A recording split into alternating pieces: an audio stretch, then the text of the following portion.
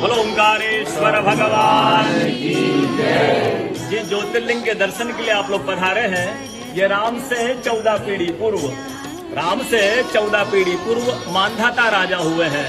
शिव पुराण में उल्लेख है, जिन्होंने मां से ने पिता से जन्म लिया था, उनकी तपस्या से ये शिवलिंग प्रकट हुए, स्थापित लिंग नहीं है। जिस प्रकार आरती करते हम प्रण अक्षर के मध्य, ओम अक्षर के मध्य, यह तीनों एका, जय शिव ओंकारा। एक ही शिवलिंग में ब्रह्मा विष्णु महेश निराकार धरती से प्रकट हुए हैं।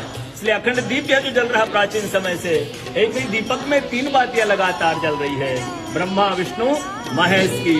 इस पहाड़ी के ऊपर 7 किलोमीटर का परिक्रमा मार्ग है, वो भी ओम आकृति में है। जो पर्वत हम प्रभु के दर्शनों के लिए खड़े हैं, ये पर्वत स्वयं शिवलिंग की आकृति में है।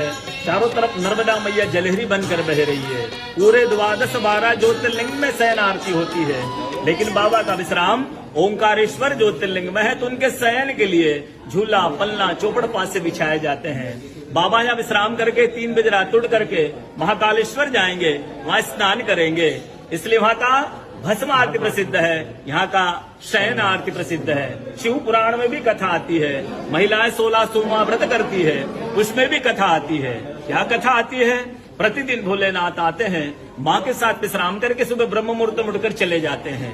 एक दिन जब भोले बाबा माँ के साथ पधारते हैं, तो माँ पुजारी से पूछती, पुजारी हमें विश्राम के लिए जा रहे हैं, ये चौपड़ पासे में किन की जीत होगी? पुजारी बोलते कि आज ये भोले बाबा जीतेंगे। ऐसा बोलकर पुजारी घर चले जाते हैं। भोले बाबा माँ विश्राम के लिए चले जाते हैं। सुबह ब्रह्म मुहूर्त में जैसे ही भोले बाबा माँ बाहर निकलते हैं, पुजारी द्वार पर रहते हैं। तो माँ पुजारी से पूछती, पुजारी कल मैंने आपसे पूछा था, हम विश्राम के लिए जा रहे, चौपड़ पासे में किन की जीत होगी? आपने कहा भोले बाबा जीतेंगे। भोले बाबा नहीं, मैं जीती हूँ। माँ ऐसा बोल करके उनको श्राप दे के चली जाती है। उनके तुरंत पश्चात अप्सराएं शिवलिंग पे जल चढ़ाने आती, तो अप्सराएं पुजारी से पूछती, पुजारी अस्वस्थ क्यों हो गए, आप तो ठीक थे।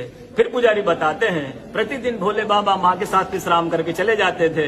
कल भोले बाबा माँ के साथ पधारे, माँ ने मुझसे पूछ लिया, पुजारी हम विश्राम के लिए जा रहे, चौपड़ पासे में किनकी जीत होगी? मैंने कहा भोले बाबा जीतेंगे। भोले बाबा नहीं, माँ जीत गई, माँ मुझे श्राप दे के चली गई। अप्सरा बोलती, चिंता न करो, हम अंदर जाकर शिवलिंग की पूजा करके आते, फिर इसका उपाय बताएंगे। अप्सराएं अंदर जाकर के शिवलिंग की पूजा करके बाहर आकर बोलती, पुजारी आप 16 सोमवार व्रत कीजिएगा, व्रत करते ही स्वस्थ हो जाएंगे, व्रत करते ही ठीक हो जाएंगे।